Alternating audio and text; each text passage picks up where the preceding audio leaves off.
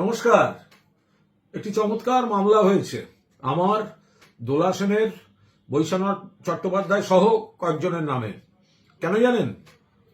কারণ আমরা রবিবার মানে গতকাল ধর্মতলায় আমরা 21শে জুলাইয়ের মঞ্চ যদি ওখানে হয় কতটা কি করা যায় ডেকোরেটরের লোক নিয়ে শুধু ফিতে দিয়ে মাপামাপি করেছি। হেয়ার স্ট্রিট থানায় অভিযোগ দায়ের হয়ে গেছে। আমরা কাল কি করেছিলাম?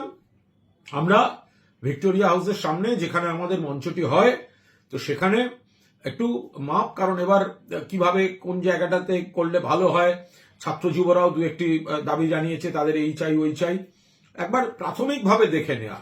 সাংসদ দোলা সেন, বৈশ্বনাথ চট্টোপাধ্যায়, আমি, তৃণমূল যুব শাখার মৃত্যুঞ্জয় পাল, শক্তি প্রতাপ সিং, শুভ্রজিৎ হাজরা, আমরা সব ওখানে ছিলাম। তো মূলত আমাদের নামেই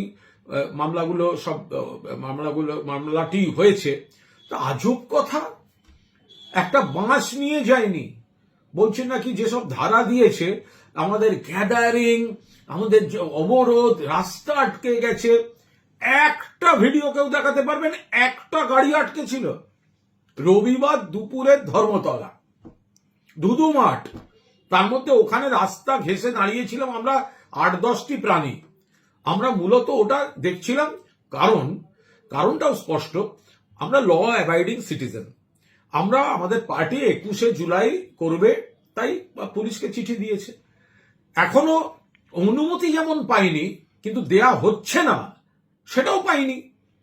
তো ফলে আমরা একটা প্রাথমিক পর্যবেক্ষণ করে রাখা, তো সেইটার জন্য একজন ডেকোরেটর বা ইত্যাদি নিয়ে একটা হিসাব নিকাশ করা হয়েছে।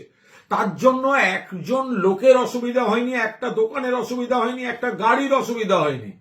আজকে কেস, মাননীয় মুখ্যমন্ত্রী শুভেন্দু অধিকারী বিধানসভায় বললেন, কেন গেছেন ওখানে? আরে ভাই, গেছি, ফিতে নিয়ে মাপতে গেছি। তারপর বললেন, ব্রিগেডে কেন করছেন না, যান না ক্ষমতা থাকলে ব্রিগেডে।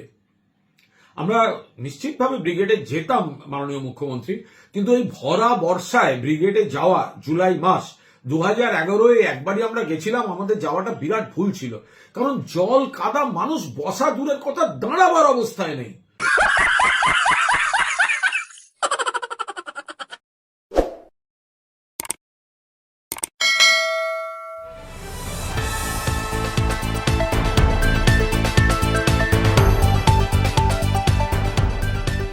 রংহীন সংবাদ আর অজানা তথ্যের জন্য দেখুন দিগদর্শন, 10-এর পাশে, দেশের সাথে।